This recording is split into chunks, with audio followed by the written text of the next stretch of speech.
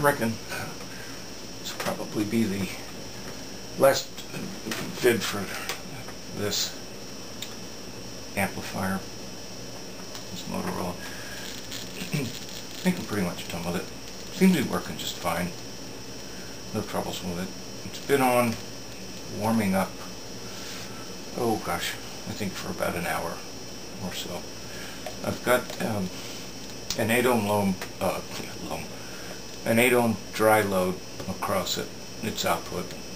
This thing expects 8 ohms. But I've also tacked across it this small LabTech computer speaker. Also 8 ohms impedance. That's not dry. I mean, of course, it's a speaker.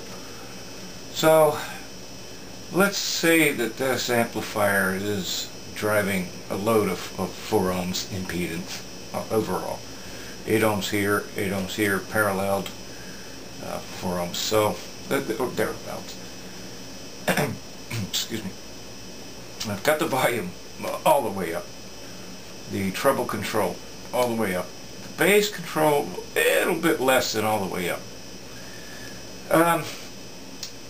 I'm pretty sure that this amplifier was being driven by a ceramic phonograph cartridge, which tends to have a bit higher output than a dynamic one would. And so the gain on this thing isn't terribly high. However, it does, with the tube complement that it has, it does make a very good guitar amplifier, in my estimation. It's very clean. It could maybe use an extra gain stage if you wanted it a bit louder, or to get some distortion. But for my purposes, I think I'm just going to leave it be. It is a very nice practice amp. You can always plug in distortion boxes, pedals, and stuff, and so on and so forth. I may do that and append that onto this video. But for now, I've just got my guitar, one of my guitars, plugged into it. As I said, volume's all the way up, treble control's all the way up, bass control down a little bit. It was distorting a little bit with the bass, about which this guitar has plenty. So that's the beast. And you can see the oscilloscope over there. It's over there. It's just tied to the output as normal, right? Very clean. This Louis.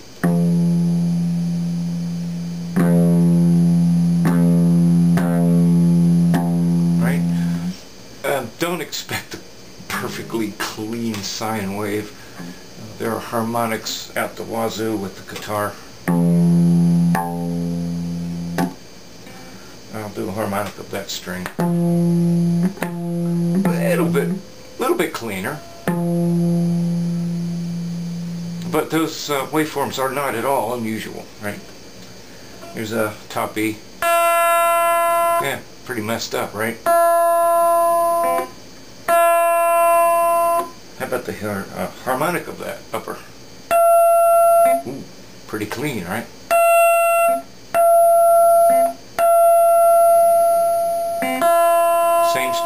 Same string, open. Same string, harmonic. Right? Let them do two at once. Harmonic. Harmonic. Interesting.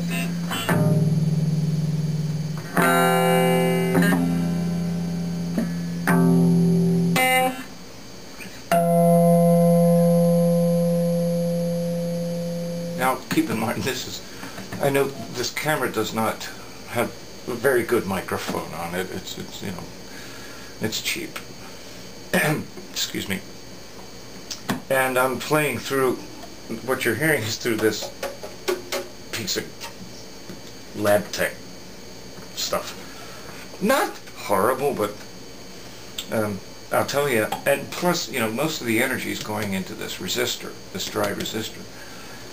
You put this into a 112 or 110 cabinet, and you will not, you would not be disappointed if you do not mind a very clean through.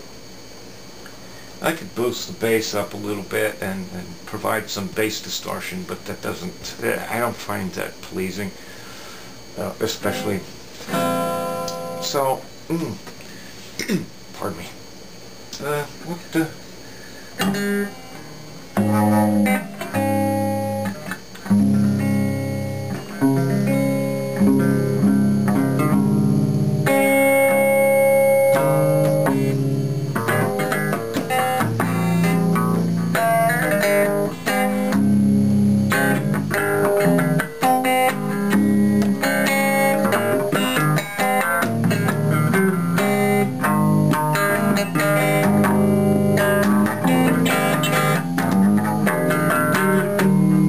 what you get the idea. Very clean. Very, very clean.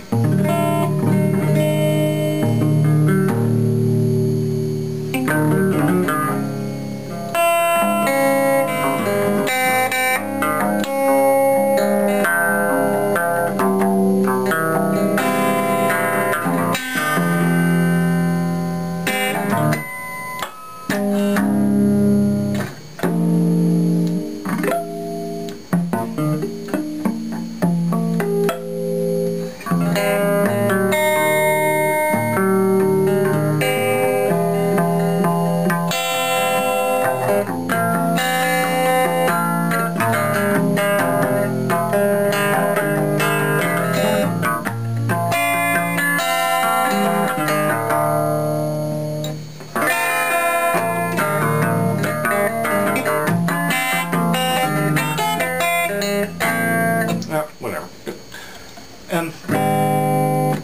So I'm gonna bag it and tag it. Leave it alone for a while. I got so many other things to service. I just want to make sure this old gal still functional and don't smoke. Yeah. No troubles at all. Outputs run a little toasty, a little bit. And the rectifier, of course, but they're able to manage that. The realm within which they live. Yeah, these guys. Yeah. Phenolic sockets.